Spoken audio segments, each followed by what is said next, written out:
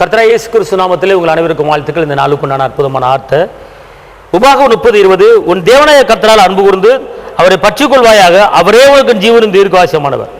அவர் சொல்றாரு, உன் தேவனாய கர்த்தரை நீ பற்றிக்கொள்ளும் போது, உன் தேவனாய கர்த்தரை நீ பிடித்துக் கொள்ளும் போது, உன் தேவனாய கர்த்தரை நீ அன்பு செய்யும் போது, உன் தேவனாய கர்த்தரை நீ துதிக்கும் போது, உன் தேவனாய கர்த்தரை நீ ஆராதிக்கும் போது, உன் தேவனாய கர்த்தரை மகிமைப்படுத்தும் போது அவர் சொல்றாரு, உனக்கு நான் ஜீவனும் உனக்கு நான் தீர்க்க ஆயுசுமா இருப்பேன். அல்லேலூயா. இன்னைக்கு உலகத்துல எத்தனையோ பேர் யாரையோ பற்றி கொள்றாங்க, யாரையோ தேடுறாங்க, யாரையோ நம்புறாங்க. ஆனா கர்த்தரை நீங்கள் பற்றி கொண்டால், என் தகப்பன் இயேசுவை நீங்கள் பற்றி கொண்டால், என் தகப்பன் இயேசுவை நீங்க நேசித்தால், என் தகப்பன் இயேசுவின் அன்பை நீங்கள் உணர்ந்தால், அவர் உங்களுக்கு ஆயுஷ் நாட்களை பெருக பண்ணி தீர்க்க ஆயுசுமா நான் இருப்பேன். காலம்புற உன்னை நடத்துவேன், உன்னை வெட்கப்படுத்த விட மாட்டேன், உன்னை தலைமை மேல பண்ணுவேன், உன் துக்கத்தை சந்தோஷம் மாற்றுவேன். நீ என்னை பற்றிக்கொள் மகனே, நீ என்னை பற்றிக்கொள் மகளே, நீ என்னை தேடிவா மகளே என்று அவர் அவங்களை அழைக்கிறாரு. இந்த உலகத்துல யாரையும் பற்றி கொள்ளாதீங்க.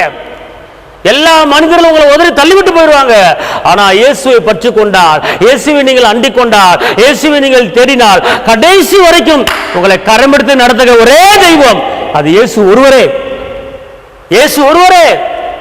அதனால அவரை பிடிச்சுக்கோங்க, அவரை விட்டுறாதீங்க. அவர் தான் வழி, அவர் தான் சத்தியம், அவர் தான் ஜீவன். அவர் இல்லாம யாரும் பரலோகத்துக்கு போக முடியாது. பரலோகத்துக்கு போறதுக்கு வழி அவர்தான், நன்மைக்கு வழி அவர்தான், அற்புதத்துக்கு வழி அவர்தான், அதிசயத்துக்கு வழி அவர்தான், சமாதானத்துக்கு வழி அவர்தான், அன்புக்கு வழி அவர்தான், தாழ்மைக்கு வழி அவர்தான். அதனால அவரை பற்றி கொண்டு நீங்கள் போகும்போது உங்களுக்கு ஆயுஷ் நாட்களை பெருக பண்ணி தீர்க்க ஆயுஷா இருந்து உங்களை ஆஸ்பத்திரி பெருக பண்ணுங்க தகப்பனுங்க. அதனால பயப்படாதுங்க, அவரை பற்றி கொள்ளுங்க. அவர் உங்களுக்கு ஜீவனும் தீர்க்க ஆயுஷமா இருப்பாரு. தைரியமா இருங்க. உங்களுக்கு நான் ஜெபிக்கிறேன். தகப்பனே இயேசு மகாராஜா, உம்மை நன்றியோடு துதிக்கிறேன், ஸ்தோத்திரிக்கிறேன்.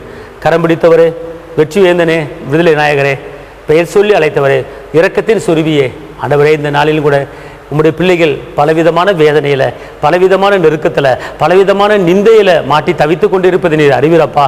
ஆண்டவர், அநேகர் கடன் பிரச்சனையில் மாட்டி கொண்டிருக்காங்க தகப்பனே. என் தேவன் தம்முடைய மகிமையின் ஐஸ்வர்யத்தின்படி என் தேவைகளை எல்லாம் சந்திங்க தகப்பனே. நாளில் எல்லாவற்றையும் நீங்கள் மன்னிச்சு இந்த பிள்ளைகளை மலை மேலே இருக்கிற பட்டணங்களை உயர்த்துங்க தகப்பனே.